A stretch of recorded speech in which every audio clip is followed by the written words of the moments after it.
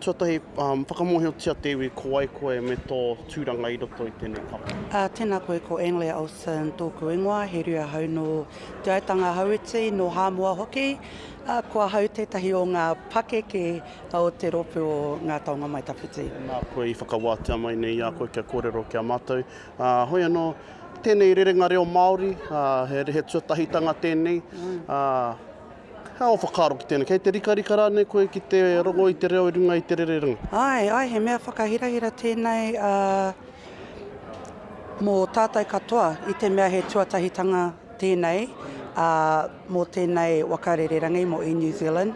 Ai rawe, kāre au te tino mōhio ka aha, engari hikaka ana ki taku nei mōhio pia ka waiata mai I te whanganui ātara, tainoa ki tāmaki makaurau.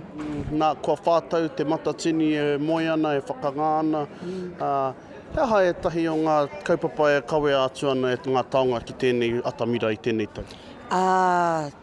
Ko te... ka hoki ngā mahara ki tērā o ngā porotehi tū I tērā tau. Nā reira ko tērā tētahi tino kaupapa mo tātou. Ai, me te kia mātou ko te kuare o ngā mahi I runga I te papa o te pāremata me te aroha ki te iwi nei kia te atiawa ki Ngāti Toa hoki. Ka mutu e taumaha tonu ana ngā rohe o te mataua Māui o Kahungunu o te Tairāwhiti anō hoki I ngā whiu o Tāwhiri Mātea.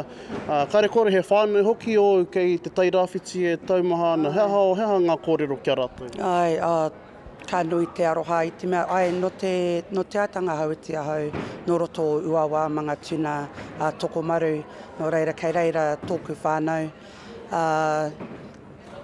Maringi ana nā roi mata kia rātou. Ai, koera nei ho. Nui te aroha, ai, kia rātou katoa.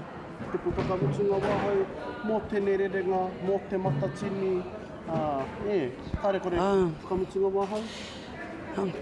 Kia hari koa tātou katoa, he kaupapa pai tēnei, he whakahiki I wairua, ai, koera tāku.